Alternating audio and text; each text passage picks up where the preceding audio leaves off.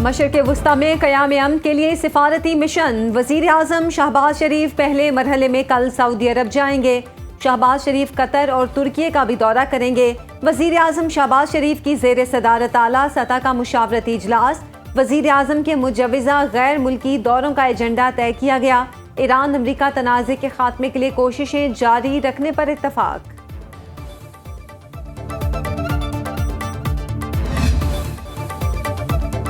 پاکستان کی ایران امریکہ مذاکرات کے دوسرے مرحلے کی میزبانی کی پیشکش، سیز فائر کی مدت ختم ہونے سے پہلے اسلام آباد میں ایک اور مذاکراتی نشست کی تجویز۔ میڈیا رپورٹس کے مطابق اسلام آباد مذاکرات کے بعد بھی پاکستان تہران اور واشنگٹن کے درمیان پیغامات کا تبادلہ کر رہا ہے۔ فریقین معاہدے کے لیے نئے بالمشافہ مذاکرات پر غور کر رہے ہیں۔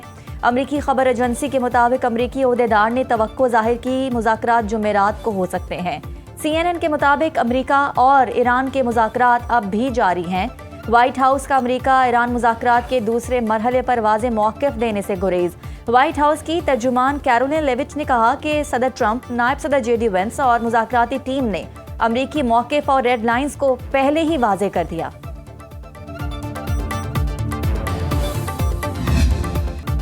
مذاکرات کے دوسرے مرحلے کا فیصلہ تہران کے ہاتھ میں ہے۔ توقع ہے ایران آبنائے ہرمز کھولنے کی جانب پیش رفت کرے گا۔ امریکی نائب صدر JD وینس نے کہا، ایران پر منحصر ہے وہ آگے بڑھنے کے لیے کیا اقدامات کرتا ہے۔ ہماری تمام ریڈ لائنز اسی بنیادی اصول سے نکلتی ہیں۔ اسلام آباد مذاکرات میں کافی پیش رفت ہوئی۔ طویل عرصے بعد ایرانی اور امریکی حکام نے اعلیٰ سطح ملاقات کی۔ وزیر اعظم شہباز شریف اور فیلڈ مارشل عاصم منیر کو بہت زیادہ کریڈٹ دینا چاہتا ہوں۔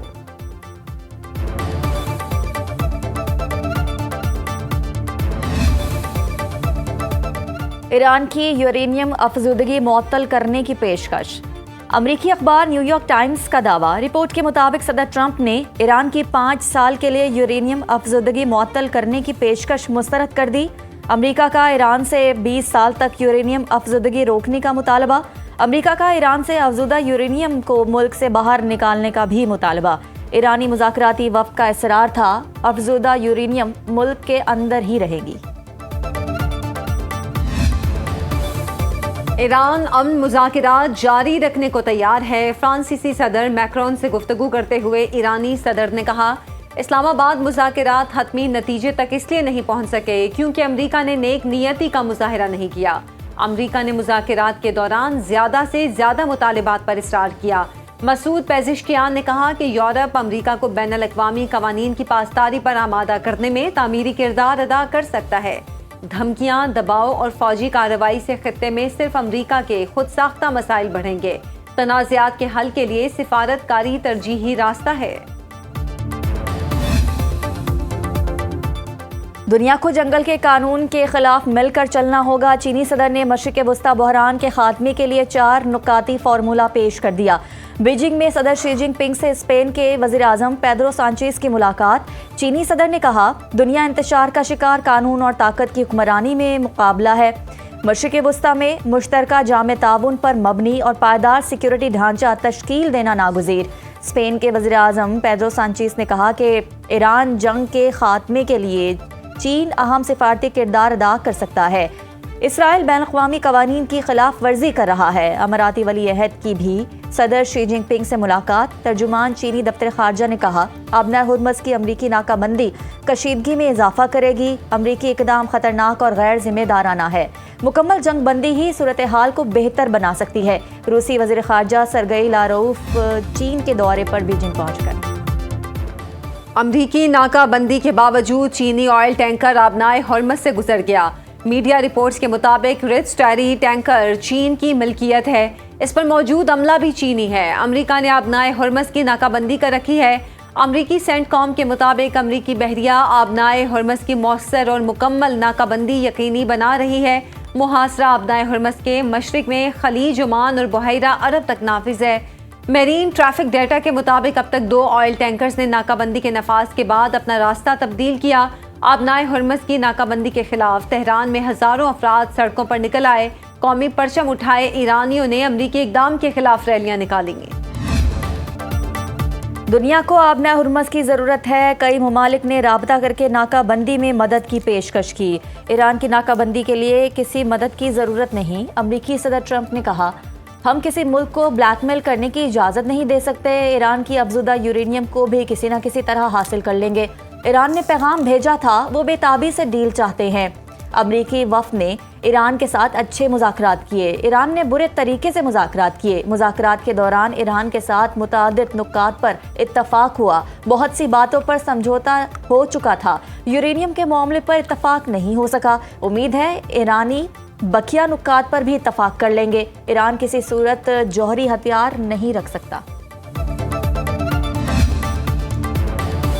مشرق وسطی کے موجودہ تنازع کا کوئی فوجی حل نہیں۔ سیکرٹری جنرل اقوام متحدہ اینٹونیو گوتریس نے کہا، ہفتوں کی تباہی کے بعد واضح ہو چکا، معاہدے تک پہنچنے کے لیے مذاکرات دوبارہ شروع کیے جائیں۔ جنگ بندی کی خلاف ورزیاں فوری بند ہونی چاہیے۔ آبنائے ہرمز سمیت بحری آمدرفت کی آزادی کا بین الاقوامی قانون کے مطابق احترام کیا جائے۔ اقوام متحدہ کے ادارے IMO کے سربراہ آرسینیو ڈومینکز کا کہنا ہے، کسی بھی ملک کو آبنائے ہرمز بند کرنے کا حق نہیں۔ قطر نے ایران کے ساتھ کسی بھی معاہدے کی تردید کر دی۔ ترجمان قطری وزارت خارجہ کے مطابق قطر پر ایران نے مسلسل حملے جاری رکھے، اس سے معاہدہ کیسے ہو سکتا ہے؟ روسی وزیر خارجہ کا ایرانی ہم منصب عباس عراقچی سے ٹیلی فونک رابطہ، جنگ بندی صورتحال پر تبادلہ خیال۔ سرگئی لاروف نے کہا، نئی لڑائی کو روکنا ضروری ہے، جنگ دوبارہ شروع نہیں ہونی چاہیے، اس بحران کا کوئی فوجی حل نہیں، روس تصفیے میں مدد کے لیے تیار ہے۔ عباس عراقچی نے کہا ہے، خلیج اور آبنائے ہرمز میں امریکہ کی اشتعال انگیز کارروائیاں خطے اور پوری دنیا کے امن و سلامتی کے لیے خطرناک نتائج پیدا کر سکتی ہیں۔ حساس سمندری گزرگاہ میں کشیدگی عالمی سطح پر بڑے بحران کو جنم دے سکتی ہے۔ امریکہ اور ایران میں امن مذاکرات بحال ہونے کی امید۔ عالمی منڈی میں خام تیل کی قیمتیں گرنے لگیں۔ برینٹ کروڈ آئل کی قیمت $96.66 فی بیرل پر آ گئی۔ WTI کا ایک بیرل $96.13 کا ہو گیا۔ ایشیائی سٹاک مارکیٹس میں تیزی کا رجحان، MSCI انڈیکس میں 1% اضافہ، جاپان کے نکے انڈیکس اور جنوبی کوریا کے کوسپی انڈیکس میں 2% بہتری۔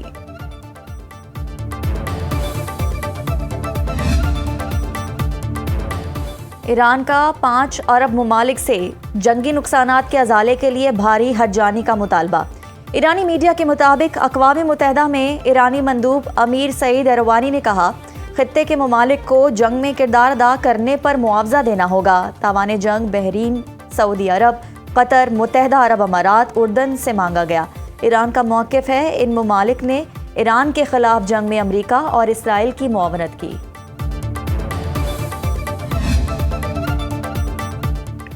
اٹلی کا اسرائیل کے خلاف بڑا اقدام۔ اٹلی نے اسرائیل کے ساتھ دفاعی تعاون کا معاہدہ معطل کر دیا۔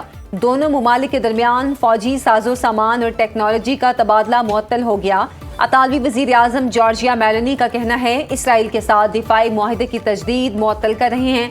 موجودہ صورتحال کے پیش نظر دفاعی معاہدے کی تجدید معطل کرنے کا فیصلہ کیا۔